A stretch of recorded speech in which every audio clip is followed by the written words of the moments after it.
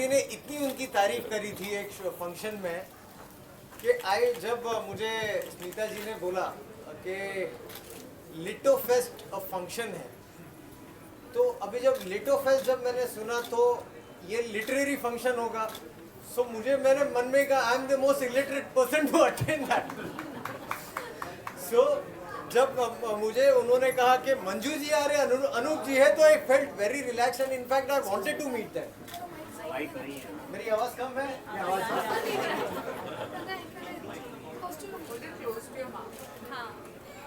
सो आने का मंजू जी एंड हमारे अनूप जी का सुन के फिर मैं बोला I can not miss it. और हालांकि सुबह से ही हमारा बेसिकली कुछ परेड्स थे, कुछ ऑनरशिप्स थी, तो वही लगा। यहाँ पर जो हमारी पिछले साल 2 साल से जो ड्रग के खिलाफ जंग चल रही थी, तो उसमें मैं सबसे पहले मेंशन करना चाहूँगा स्मिता जी का। हमारे नील भाई है, हमारे नील भाई वहाँ पर है, हमारे आशीष भाई है, हमारी गीत मैडम है, हमारी अन्नी मैडम है। तो ये जो जंग लड़ रहे थे हम लोग पिछले 2 साल से ड्रग के खिलाफ में, इन सब लोगों ने मेरा साथ दिया।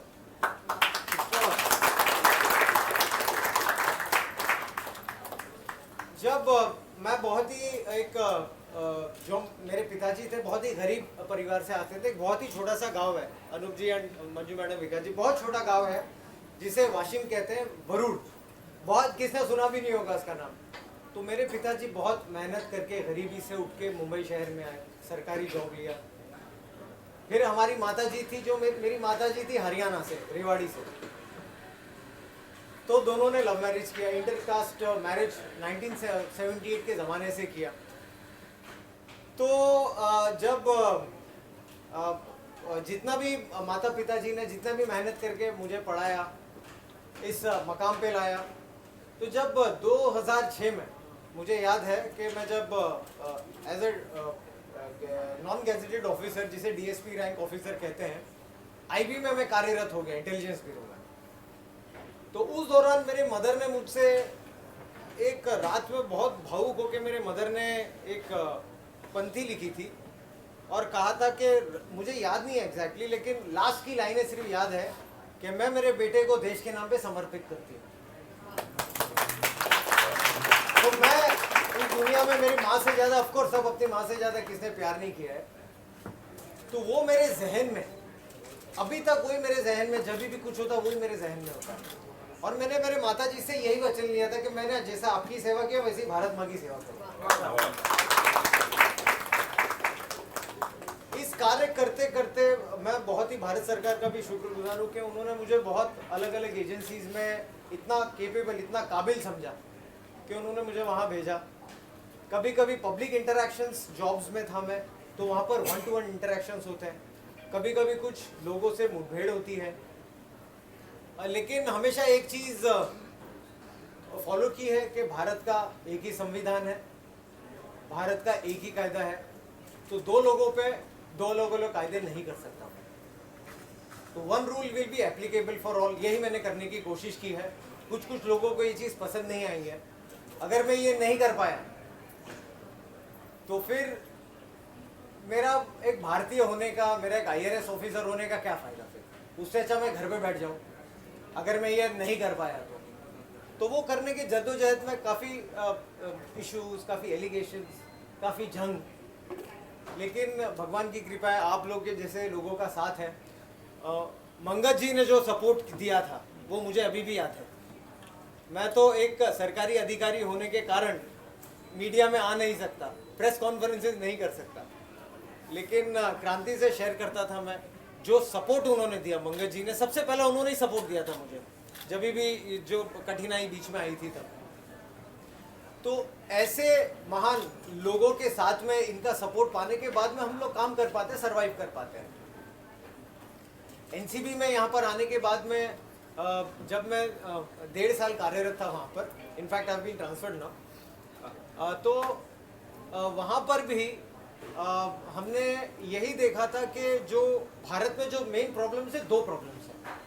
एक तो टेररिज्म है जो हमारे माननीय प्रधानमंत्री जी, हमारे माननीय होम मिनिस्टर साहब ये चीज़ों का एम्फेसाइज करते हैं, टेररिज्म। Number 2 is narcotics. और जब ये दोनों का एक मिलाप हो जाता है जिसे कहते हैं नार्को टेररिज्म, तो ये बहुत ही हानिकारक होता है देश के लिए। It has very difficult connotations and very dangerous connotations and implications for the nation. तो हमने ये कोशिश की कि नार्को टेररिज्म के साथ में कैसे डील की जाए। कुछ लोग कहते थे कि ये हमारा काम नहीं है, ये छोटे छोटे केसेस करना हमारा काम नहीं है, 1 ग्राम पकड़ना, 2 ग्राम पकड़ना, ये पकड़ना। तो मेरा ये कहना था कि मैंने 1000 किलो भी पकड़ चुका हूँ, मैं 1500 किलो भी पकड़ चुका हूँ। लेकिन जब छोटे छोटे बच्चे ये 1-1 ग्राम 2-2 ग्राम पकड़ेंगे तो इसे कौन पकड़ेगा, फिर इसे कौन हैंडल करेगा? ये भी मेरा काम है। सो हमने स्टार्ट किया right from the suppliers to the peddlers to the consumers, क्योंकि ये जो पैसे जाते हैं ये हमारे देश के बाहर पैसे जाते हैं, ये पाकिस्तान जैसी देशों के में पैसे जाते हैं, ये बाकी के भी जो भारत से दुश्मन देश हैं उनके पास में पैसे जाते हैं, ये नारकोटिक्स के पैसे जाते हैं। यही पैसे हमारे देश में हमारे सोल्जर्स के ऊपर गोली मारने के लिए यूज होती है। तो मैं मेरे बच्चों को ड्रग्स पीने नहीं दूंगा यहाँ पर हमारे देश के।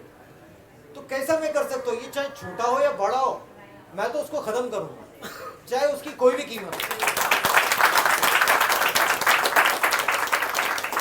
एनसीबी में कार्यरत होने के बाद में ये देखा मैंने कि मैं जब एनआईए में काम करता था तो वो टाइम पे भी जस्ट पेपर में आप लोग जैसा मैं भी पढ़ता था, ड्रग प्रॉब्लम है, मूवीज चलती उड़ता पंजाबी, ये सब हम सुनते हैं। लेकिन एनसीबी में आने के बाद में 1-to-1 ये केसेस देखने के बाद में ये लगा कि ये मुंबई जैसी शहर में घर घर की प्रॉब्लम हो चुकी है। 16 साल के बच्चे, 17 साल के बच्चे, 18 साल के बच्चे। और कल्चरली भी मैं कहूँगा कि आज का जो जनरेशन है, so that is also very detrimental. कुछ लोगों को मैं जो रिहेबिलिटेशन करने की हम कोशिश करते हैं बच्चों को, तो उन्हें ये भी पूछा जाता है कि बेटा ये आपको शोभा देता है करने के लिए, आप क्यों करते हो, ये गंदी चीज़ है। तो उनका भी ये जवाब आता है, सर मैं तो मेरे मम्मी डैडी के सामने करता हूँ। तो जब ये आ जाता है तो फिर हमें इंट्रोस्पेक्शन भी आज मेरे भी बच्चे हैं तो मुझे खुद में भी इंट्रोस्पेक्शन करना पड़ता है कि मैं कहाँ गलत हो गया हूँ, कुछ एक कम्युनिकेशन गैप है मेरे बच्चों के साथ में। तो ये सब चीज़ें मैंने देखा कि घर घर का एक प्रॉब्लम हो चुका है।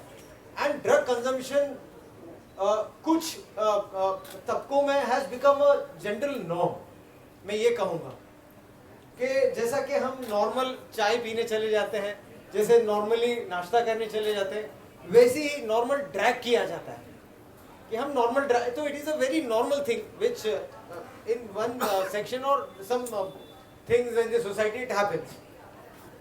लेकिन हमारा शरीर ये 2 चीज़ के लिए, हमारा शरीर एक टेम्पल है, हम लोग हमारे शरीर का एक भगवान की तरह हम लोग हमारा केयर करना चाहिए, वो करते नहीं है। गंदी चीज़ हमारे बॉडी में सीमेंट के लिए चली जाती है।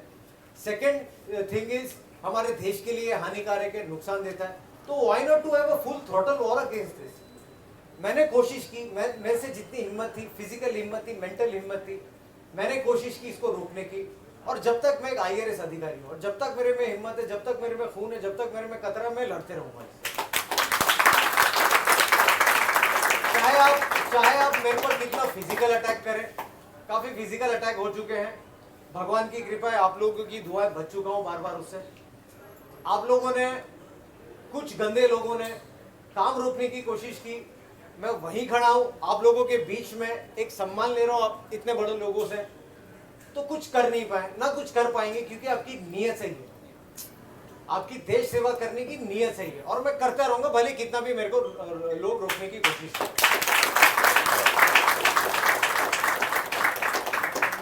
अब रही बात लिट्टो फेस्ट की, तो मैं इतना कॉन्शियस हो गया जब अनूप जी ने गाना गाया कि मैं तो मैच भी नहीं कर पाऊंगा इन्हें।